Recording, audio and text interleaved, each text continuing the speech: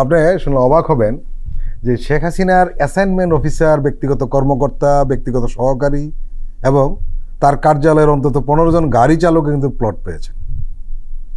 মানে সেই অনুগত এবং তোষামতকারীরা আনুগত্যের পুরস্কার এগুলো, এবং এগুলো তোষামদের পুরস্কার। মানে পুরো দেশটাই এমন একটা অবস্থা হয়েছিল যে আওয়ামী লীগাররা তাদের একটা বিশাল বলয়, বিশাল একটা চক্র গড়ে তুলেছিল। তাদের কাজই হচ্ছে সারা দিন শেখ হাসিনার বন্দনা করা, সারা দিন শেখ মুজিবের বন্দনা করা, এবং এমন একটা জায়গায় নিয়ে যাওয়া যে যারা মহামানব সেরকম একটা ভাবমূর্তি তৈরির চেষ্টা করা। এবং আলটিমেটলি যেটা হয়েছে এটা বুমেরাং হয়েছে তাদের জন্য।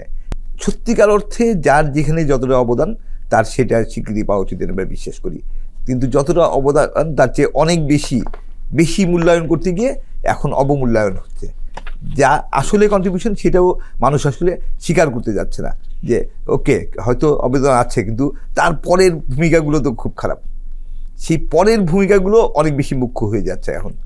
শেখ মুজিব 71 পর্যন্ত শেখ মুজিবের অবদান অনেক, কিন্তু 71-এর পরে দেশে ফিরে আসার পরে 74-এর দুর্ভিক্ষ বলুন, 73-এর যে একটা করাপ্ট ইলেকশন বলুন, সেই বিষয়গুলো এখন অনেক বড় হয়ে সামনে আসছে। কিংবা 73-74-ও যেমন পরিবারতন্ত্র প্রতিষ্ঠা হয়েছিল, শেখ হাসিনার আমলে একইভাবে পরিবারতন্ত্র, দলতন্ত্র, গোষ্ঠীতন্ত্র এবং তোষামতকারীদের যে সাথে নিয়ে গিয়ে যাওয়ার প্রবণতা, সেইগুলো অনেক বেশি মানুষের সামনে এখন আসছে, এবং মানুষ সেগুলো নিয়ে অনেক বেশি বিরক্ত, অনেক বেশি ক্ষুব্ধ। সেই ক্ষোভের আড়ালে শেখ হাসিনার যদি কিছু কন্ট্রিবিউশন, নিঃসন্দেহে 15 বছর 15 বছর ক্ষমতায় থাকলে তার কিছু কাজ থাকে, কিছু ভালো কাজও থাকে, সেই ভালো কাজগুলোও কিন্তু সব হারিয়ে যাচ্ছে তার অপকর্মের ইয়েতে। এবং সেই অপকর্মের সাথে যারা ছিল তাদেরকে তারা পুরস্কৃত করার চেষ্টা করেছে। তার একটা উদাহরণ হচ্ছে এই প্লট দেওয়া। প্লট কেন দেওয়া উচিত? যে দেশের জন্য, সমাজের জন্য অনেক বেশি কন্ট্রিবিউট করেছেন, সেই যোগ্যতার ভিত্তিতে, তার অবদানের ভিত্তিতে প্লট দেওয়া হওয়ার কথা। কিন্তু সেটা না হয়ে যখন তোষামদের এই প্লটগুলি দেওয়ার আগে কিন্তু তার ব্যাপারে একটা সার্টিফিকেট দেওয়া আছে, জাতির জন্য অসামান্য অবদানের কারণে প্লট দেওয়া। আমি সেটি বুঝতে যাচ্ছি এই ব্যক্তিগুলো কারা, এরা এবং কি ধরনের জাতির জন্য অসামান্য অবদান রেখেছে, গাড়ি চালক যে কি অসামান্য অবদান রেখেছে, বা এই ধরনের আমরা তো দেখেছি শেখ হাসিনার যে পিয়ন, শেখ হাসিনা নিজেই বলেছিলেন যে 400 কোটি টাকা। আমি গতকালকে তার প্লটের নাম নাই, আমরা দুঃখিত। কিন্তু গতকালকে একটা রিপোর্ট দেখলাম যেখানে তদন্ত করতে গিয়ে 400 কোটি টাকা না, প্রায় 650 কোটি টাকা তার অ্যাকাউন্টে পাওয়া গেছে। এরা একজন পিয়নও যখন 650 কোটি টাকার মালিক হয়ে গেছে, কিরকম একটা অসম্ভব রকম একটা মানে দুঃসহ পরিস্থিতি তৈরি করা হয়েছিল। সেই পরিস্থিতিতে এই প্লটগুলোর বরাদ্দ মূলত হচ্ছে আনুগত্যের পুরস্কার হিসেবে, তোষামদের পুরস্কার হিসেবে।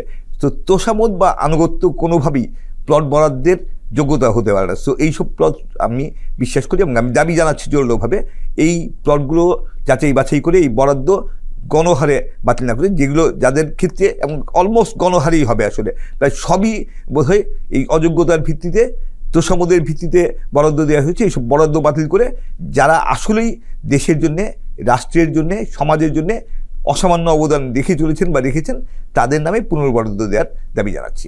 আমি একটু আপনার কথার সঙ্গে যোগ করি, এই তালিকায় সাংবাদিকরা রয়েছেন, কিছু সাংবাদিকও রয়েছেন, এবং তারাও কিন্তু এই প্লট বরাদ্দের আগে বলা হয়েছে যে অসামান্য অবদানের জন্য প্লট দেওয়া হলো, এবং এই সাংবাদিকরা আমরা চিনি, এবং তাদের যে কি অসামান্য অবদান সেটিও আমরা জানি।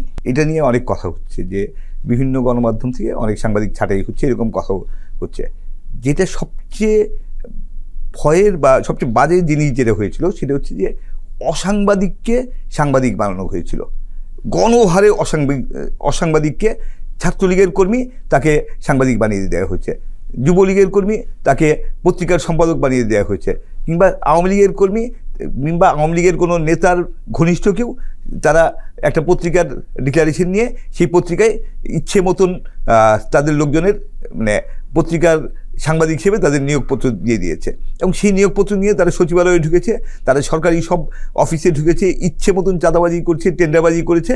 এবং এখন এসে তাদের অনেকেই যে আমি সাংবাদিক, আমাকে কেন ভিকটিম করা হচ্ছে। আসলেই কারা সাংবাদিক, কারা সাংবাদিক না, এটা বাছাই করা একটা কঠিন জিনিস হয়ে গেছে।